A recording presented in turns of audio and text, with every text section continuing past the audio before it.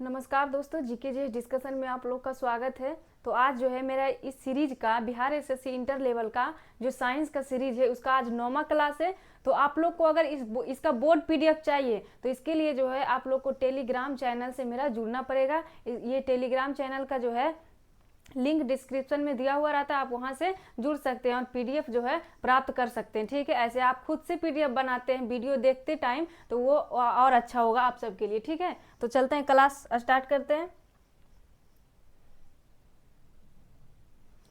चलिए देखिए, पहला क्वेश्चन क्या है कि विद्युत विद्युत सेल के प्रतीक में मोटी संक्षिप्त रेखा दर्शाती है। विद्युत सेल के प्रतीक में मोटी संक्षिप्त रेखा दर्शाती है। क्या दर्शाती है? उदासीन टर्मिनल या धनात्मक टर्मिनल या वलय टर्मिनल या ऋणात्मक टर्मिनल। तब विद्युत सेल में ऐसे रहता है ना, एक प्लस रहता है और एक माइनस रहता है, एक प्लस और एक माइनस रहता है। तो ये पूछ रहा है, ये चौड़ी पट्टी, इसके बारे में पूछ रहा है। क्या पूछ रहा है? विद्युत सेल के प्रतीक में मोटी संक्षिप्त रेखा दर्शाती है क्या, इसके बारे में पूछ रहा है। ये चौड़ा है ना, इसके बारे में पूछ रहा है। तो ये ऋणात्मक टर्मिनल होता है। क्या होता है? ऋणात्मक टर्मिनल होता है। ठीक है, अगला क्वेश्चन, अगला कह रहा है 2 नंबर की धातुओं का वह गुण जिससे उन्हें खींचकर तारों में परिवर्तित किया जाता है क्या कहलाता है? धातु का एक गुण होता है जिससे वो खींचकर तार के रूप में उसे मतलब पतला कर दिया जाता है, परिवर्तित तार के रूप में परिवर्तित किया जाता है धातु को खींच करके। तो वो क्या कहलाता है? तन्यता कहलाता है, या चमक, या आघातवर्धनता, या ध्वनिकता। क्या कहलाता है? जब हम किसी धातु को खींच करके तार के जैसा बना देते हैं, तार के जैसा खींचते जाते हैं, तो उस गुण को, धातु के उस गुण को क्या कहा जाता है? तो धातु के उस गुण को तन्यता कहा जाता है। क्या कहा जाता है? तन्यता। तन्यता में क्या होता है कि किसी भी धातु को आप उठाइए और उसको मतलब खींच खींच के तार के जैसा लंबा कर दीजिए। तो आघातवर्धनता का मतलब क्या हुआ? आघातवर्धनता का मतलब हुआ कि जैसे कि इसको किसी भी धातु को हथौड़े से पीट पीट कर, मतलब बिना टूटे, कोई भी धातु बिना टूटे अगर चौड़ा होते जा रहा है, ये टूटेगा नहीं। आप इसको कितना भी पीटिए ये टूटने वाला नहीं है, जहां तक पतला ही होते जाता है। तो इसका आघातवर्धनता सोना चांदी में देखने को मिलता है। सोना चांदी कितना पतला रहता है, इसको पीट पीट के एकदम पतला किया जाता है। सोना चांदी कॉपर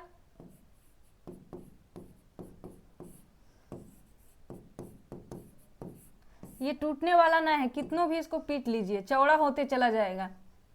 एल्यूमिनियम, ये सब जो है आघातवर्धनता का उदाहरण है।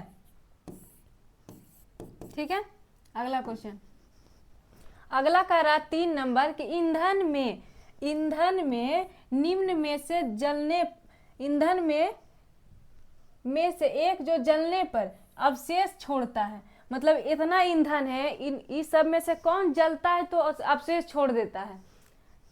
ऑप्शन है बायोगैस, या लकड़ी, या मिट्टी का तेल, या एलपीजी। कौन ऐसा ईंधन है चारों में से कि जलने के बाद जो है अपना अवशेष को छोड़ देता? ठीक है, तो इसका जो हो जाएगा वो लकड़ी हो जाएगा। क्या हो जाएगा? लकड़ी। देखते नहीं है, जब लकड़ी जलता है तो कोयला के रूप में कितना लकड़ी रह जाता है, तो वो लकड़ी जो है अपना अवशेष छोड़ता है। मिट्टी का तेल को जलाएंगे तो ये तो पूरा जल जाएगा, एलपीजी भी पूरा ही जल जाता है, और ये बायोगैस भी पूरा ही जल जाता है। तो ये जो हो जाएगा इसका आंसर लकड़ी हो जाएगा। ये लकड़ी जो है वो जलने के बाद अवशेष छोड़ती है। अब हम एलपीजी की बात कर लेते हैं। एलपीजी किचन में प्रयोग किया जाता है, किचन में प्रयोग होने वाला गैस।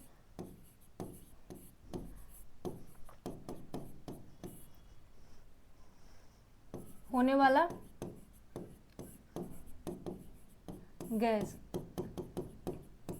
अब एलपीजी में किस किस गैस का मिश्रण रहता है? एलपीजी में किस किस गैस का मिश्रण रहता है? तो इसमें जो है वो प्रोपेन और ब्यूटेन का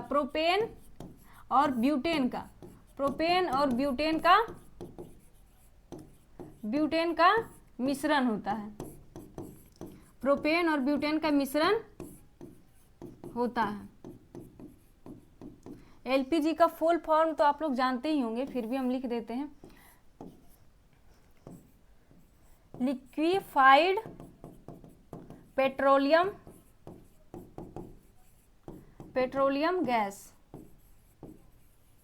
ठीक है, अब ये जो गैस जलता है तो इसमें सुगंध कैसे आता है? हम लोग को जब अगर कभी गैस को चालू छोड़ दिए तो फिर बाद में पता चलता है कि गैस निकल रहा है, तो वो स्मेल जो आता है, सुगंध जो आती है, वो किस गैस के कारण आती है? तो ये जो है ethyl mercaptan, ethyl mercaptan, mercaptan के कारण सुगंध आता है।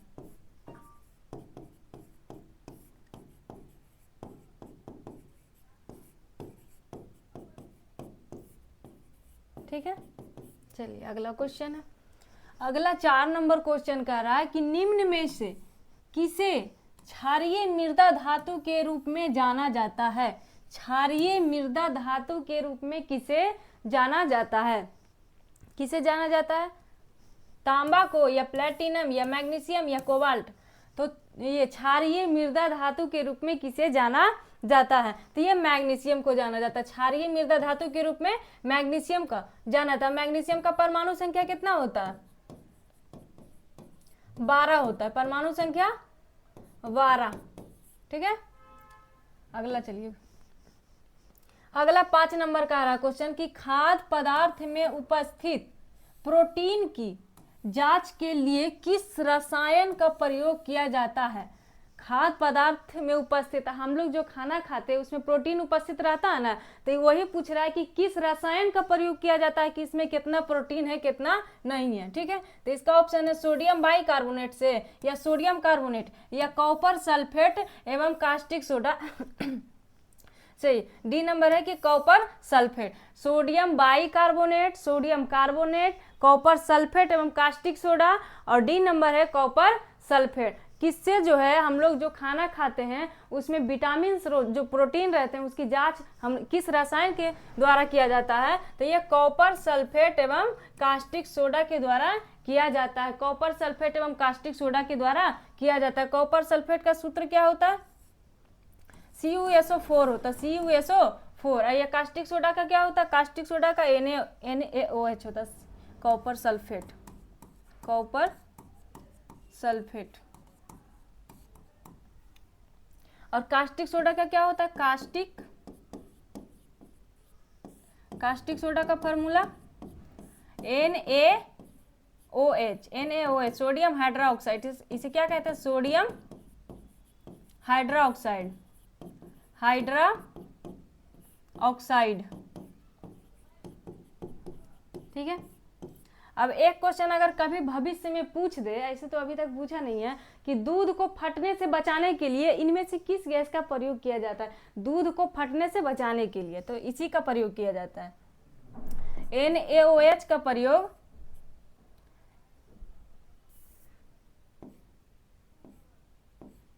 NaOH का प्रयोग दूध को फटने से बचाता है। ठीक है, फटने से बचाता है। चलिए अगला क्वेश्चन, अगला बोल रहा है ये 6 नंबर क्वेश्चन कि मलेरिया ज्वर का उपचार में, मलेरिया ज्वर के उपचार में प्रयुक्त कुनैन किससे प्राप्त होता है? मलेरिया ज्वर मतलब जब मलेरिया की बीमारी हो जाती है तो उसके उपचार के लिए जो कुनैन नामक औषधि होती है, ये औषधि किस वृक्ष से के छाल से प्राप्त होती है? किस वृक्ष के छाल से प्राप्त होती है? तो ऑप्शन है क्या? सिनकोना के छाल से, राउबोल्फिया की जड़ से, और ये रिकिनस कम्युनिस के बीच, और डी नंबर है एट्रोपा बेलाडोना। किससे प्राप्त की जाती है? कुनैन जो है वो किससे प्राप्त की जाती है? तो ये सिनकोना की छाल से। किससे प्राप्त की जाती है? सिनकोना की छाल से। अब हम मलेरिया की बात कर लेते हैं। तो मलेरिया जो होता है, मलेरिया प्लाज्मोडियम प्रोटोजुआ के कारण होता है। प्लाज्मोडियम प्रोटोजुआ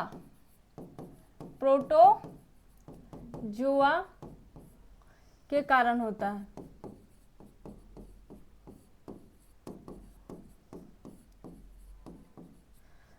इसे वाहक मच्छी कौन होती है? वाहक मक्खी मादा एनोफ्लीज मच्छर, मादा एनोफ्लीज वाहक करने का कार्य कौन करती है? वाहक करने का कार्य मादा एनोफ्लीज, मादा एनोफ्लीज मच्छर। ठीक है, अब औषधि के बारे में बात कर लेते हैं। ये तो सिर्फ कुनैन के बारे में बात किया है, 2 3 4 औषधि जो है वो ज़्यादा यूज किया जाता था। ये कुनैन होता है, अगर मलेरिया हो गया तो ये सब औषधि का यूज किया जाता है। कुनैन, क्लोरोक्विन, क्लोरोक्विन, एटाब्रीन, एटाब्रीन, और ये कामाक्विन, कामाक्विन। ठीक है, ETC। ठीक है, अगला क्वेश्चन, अगला 7 नंबर का रहा है कि निम्न में से कौन सा विटामिन ए का सबसे अच्छा स्रोत है? मतलब विटामिन ए इन 4 में से किसमें सबसे ज़्यादा पाया जाता है? तो ये क्या है? गेहूं या शहद या गाजर या मूंगफली, गाजर या मूंगफली। तो ये निम्न में से विटामिन ए का सबसे अच्छा स्रोत इन चारों में से जो है वो गाजर है। क्या है? गाजर। अब विटामिन ए और किस किस में पाया जाता है? विटामिन ए ये पपीता में भी पाया जाता है, आम में भी पाया जाता है। ठीक है, विटामिन ए के कारण आंख में रतौंधी हो जाता है। विटामिन ए के कारण आंख में रतौंधी हो जाता है, रतौंधी हो जाता है। ठीक है, अगला क्वेश्चन, अगला 8 नंबर का आ रहा है कि मानव शरीर में वेंट्रिकल कहाँ मिलेगा? मानव के शरीर में वेंट्रिकल जो है वो कहाँ मिलेगा? ऑप्शन है किडनी या फेफड़ा या मस्तिष्क या हृदय। मानव शरीर में वेंट्रिकल जो है वो कहाँ मिलेगा? तो ये मानव शरीर में वेंट्रिकल जो मिलता है वो कहाँ मिलता है? हृदय में मिलता है, हृदय में मिलता है। हृदय का अध्ययन क्या कहलाता है? हृदय का अध्ययन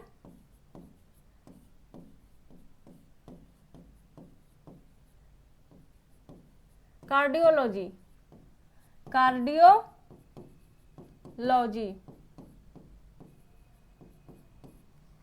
और ये फेफड़ा का अध्ययन क्या कहलाता है? फेफड़ा का अध्ययन पल्मोनरोलॉजी,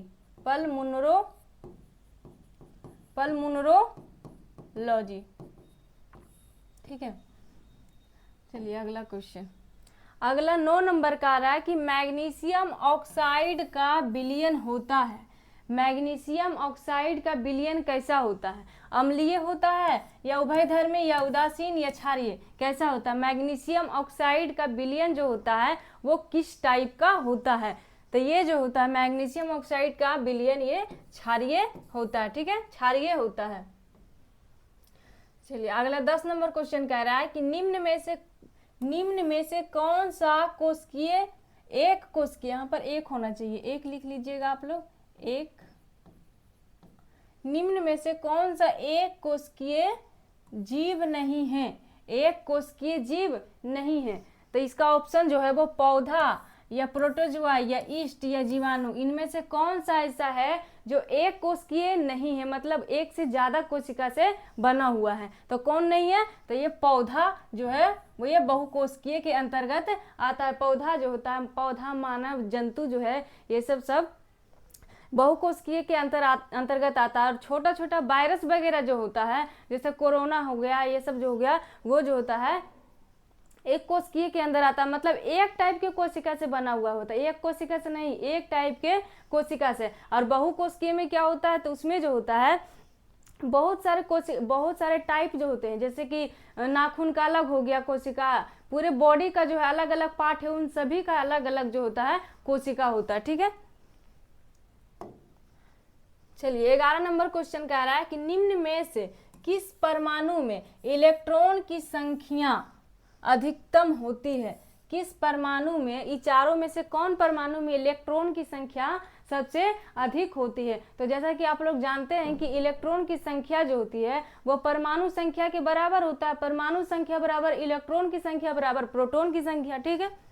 इसका ऑप्शन है वो कॉपर, हाइड्रोजन, कार्बन और सिलिकॉन। तो पहले हम ये चारों के परमाणु संख्या लिखेंगे, उसके बाद जब परमाणु संख्या पता चल जाएगा कि इसका बड़ा है, तो जब परमाणु संख्या पता चल जाएगा तो इलेक्ट्रॉन की संख्या भी पता चल जाएगा कि किसका बड़ा है। तो कॉपर का कितना होता है परमाणु संख्या?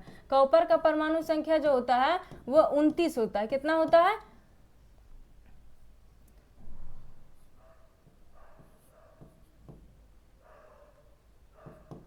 कॉपर का परमाणु संख्या कितना होता है? 29 होता है। हाइड्रोजन का 1 होता है, कार्बन का 6 होता है और सिलिकॉन का कितना होता है? 14 होता है। तो इनमें सबसे ज्यादा जो है वो परमाणु संख्या किसका है? तो कॉपर का है। तो जब कॉपर का परमाणु संख्या ज्यादा हो गया तो क्या कहते हैं, इसका इलेक्ट्रॉन की भी संख्या ज्यादा होता है, क्योंकि परमाणु संख्या बराबर क्या होता है?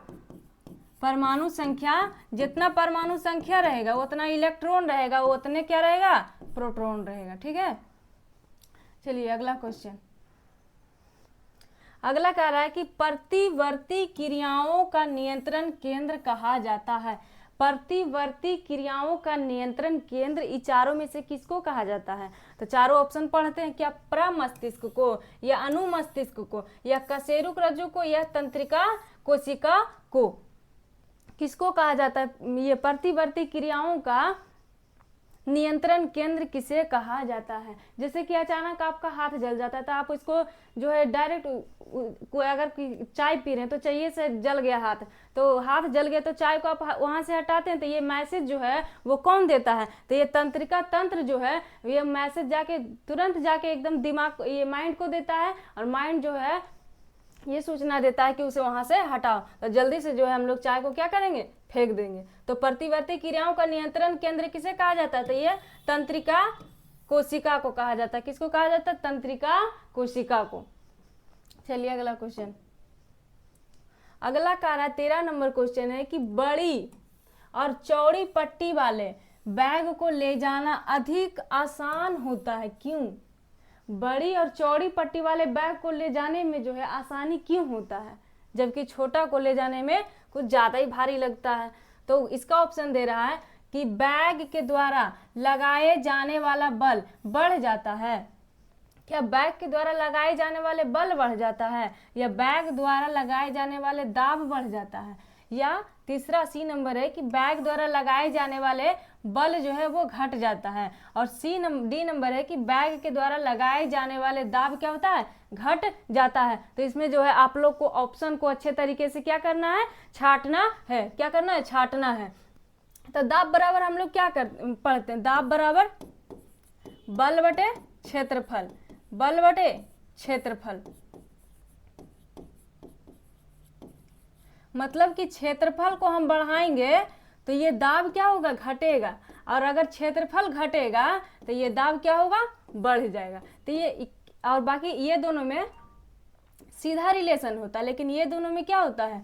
ये उल्टा रिलेशन होता है, ठीक है। तो यहाँ क्या कह रहा है कि बड़ी और चौड़ी पट्टी वाले, तो जब बड़ी और चौड़ी पट्टी आ गई तो इसका क्षेत्रफल तो ज्यादा होगा, क्योंकि ये बहुत ज्यादा एरिया में फैला होगा। तो ये बड़ी और चौड़ी पट्टी वाले का अगर क्षेत्रफल इसका ज्यादा हो जाएगा तो दाब क्या हो जाएगा? दाब घट जाएगा। इसीलिए जो है हम लोग को बैग ले जाने में आसानी होती है, ठीक है।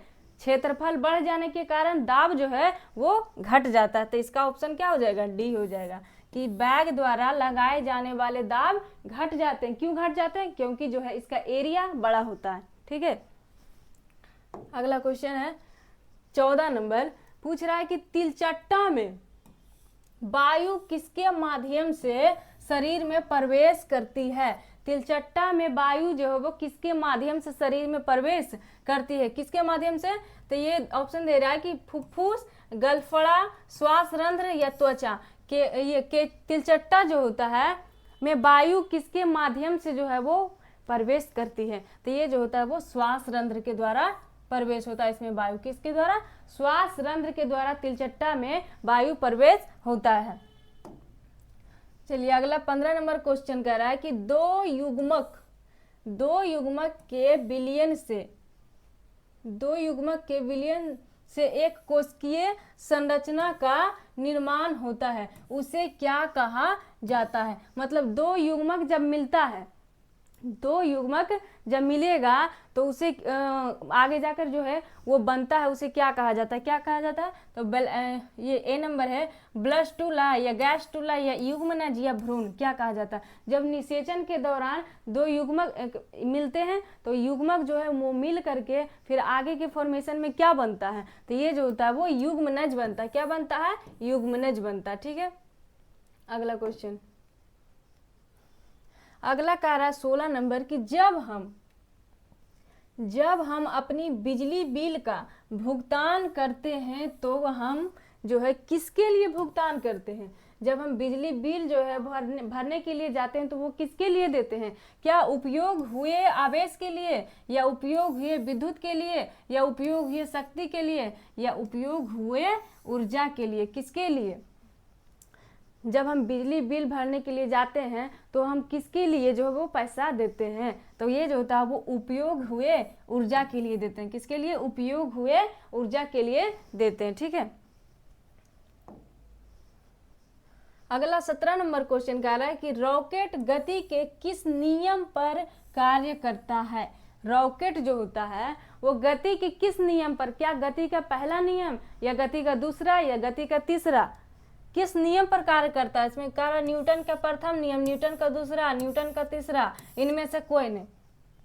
तो ये रॉकेट जो चलता है वो गति के किस नियम पर कार्य करता है, तो ये गति के तीसरा नियम पर कार्य करता है। रॉकेट क्या करता है, तो बहुत तेज गति से जो है वो पीछे धुआं छोड़ते जाता है और ये प्रेशर से खुद आगे बढ़ते जाता है।